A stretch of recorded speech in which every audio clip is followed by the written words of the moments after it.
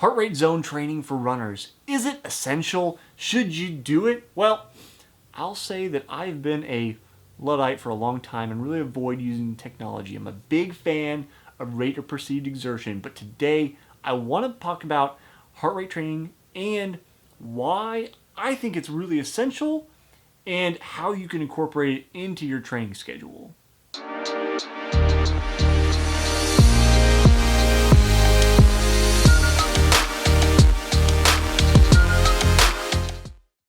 I'm Jesse Funk, the founder of Sober.com and the host of this show, Runner's High, where we talk about everything running. And this is our cat, Bo, who's decided to hang out with me. He's here. You'll see him in random videos from time to time here in the sunroom. This is kind of his room. He's taken over. But if you like running or you like BoCat, you should hit the subscribe button, which is probably right above his head or somewhere around there, to stick around for more videos every single week. Now, as I mentioned in the intro, I have been kind of not quite anti-technology, but definitely that direction because I think it's really important to learn your rate of perceived exertion because there are so many variables when you're racing, when you're training, that the greatest indicator that you can rely on is really knowing internally, how do I feel? Is this the right pace? Now, I know that getting to that place is more difficult for some people than others. And there are various tools that you can use to get there. One of them that's being, really popular is a GPS watch, like this guy. Turn on my Garmin. I didn't get one of these for a very long time. This is a new addition to my training for this year because I've been dealing with an injury and I really need to slow down. So that's kind of where the heart rate training has come in for me. RPE, rate of perceived exertion, is a huge component of how I train, especially when I go to the track, because I want to know that I know what my paces feel like, how to push, how to pull, and really hit certain intervals so that I know when I go out to race, I'm not looking at the pace on a watch. I'm not looking at these other things. I can rely internally. But it has been a really crucial step in reducing my speed for my long runs. And so my long runs have actually slowed down anywhere from 30 to 45 seconds per mile to really get my heart rate down. I was able to do my long runs at that faster pace for a long time, but because of the injury, I wanted to really check, am I doing this as easy as I need to be doing it? And the answer was no.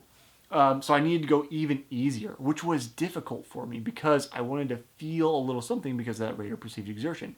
And this is the first place where I think it's important to take heart rate training and put it into your training schedule. And that is with the long run. Knowing that over this long period of time, I really am taking it easy. Because as my coach said when we first started doing this, it's only 99% of runners that do long runs too fast. It is such a common situation that it's crucial to do it. Now, you do not necessarily have to do the setup I did. I wanted real-time feedback with my heart rate.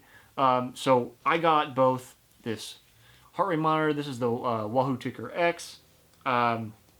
This is going to be a little bit more reliable than just using your watch. So that's what I wanted to do. You can get one of these by itself, not have the heart rate monitoring live while you're doing the run and get the data afterwards if you're on more of a budget. I'm trying to remember how much that was. I can't remember off the top of my head. I want to say 70 or 80 bucks. But to get it live, then you have to have one of these smartwatches, which is a considerable amount more. You can buy a used one.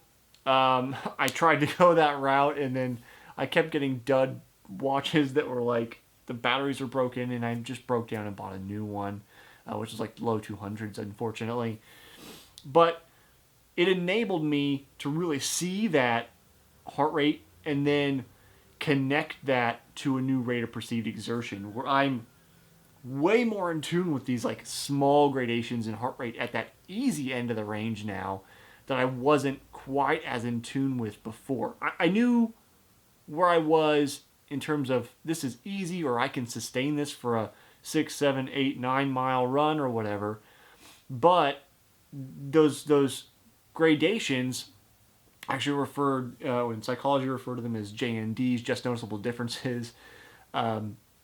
Those became much clearer with the heart rate training. So I think when it comes to figuring out what your real long run pace is, and it's probably slower than you think it should be, that's the first place that you should integrate heart rate training. Now, from there, it gets a little tougher because I know myself and I know that I'm going to go to the track and I'm going to hit, not right now, but when I go to the track, I'm going to hit certain paces and intervals based on experience, knowing this is what this feels like this is sustainable for this, and it changes a little bit as you get conditioned better. But if you're coming from a background of, I haven't been doing this long, it's perfect. Figure out what your zones are. You first can figure out what that max heart rate is. I talked about that in another video. We'll link to that. How to figure out your heart rate training zones. We'll link to that video at the end of this one. But you figure out those zones, and then, okay, when your coach or you or whatever, when you pick up a schedule, you go, okay, I have 5 miles of tempo today. That's zone 3. What does that mean for me? How hard should I actually be going? I talk about how your lungs are just starting to turn on, meaning it's as hard as you can go without starting to audibly breathe. So you definitely have a deeper breath. It's a harder work, but it's still aerobic.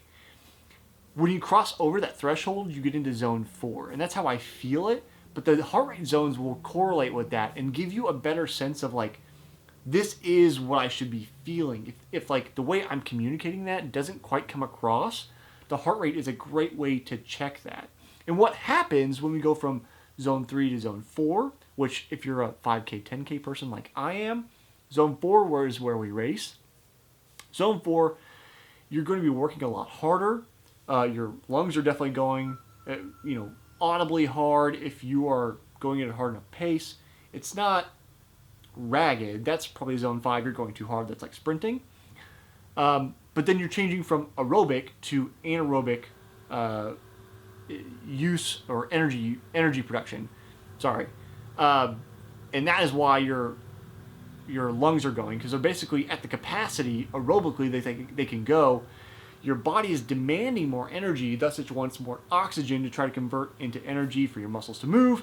It can't quite keep up, so it's basically blasting away. The fans are full on, that is your lungs, and then we need to go anaerobic as well. So correlating those feelings with the heart rates is going to be an integral part to really learning those rate of perceived exertions. But on the back end, and here's what I think is tricky but important, is that you get rid of the heart rate monitor when you're racing.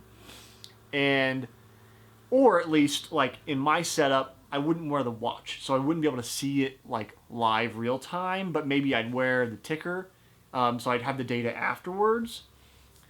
And that is because racing is different. It's a different animal. Now, we train the way we want to race. So for training zone 4, we know this is our pace. We want to be able to feel that pace. So we sit in that. But there's some amount of jockeying that goes on. There's some amount of I need to push here, and maybe your heart rate's going to go up.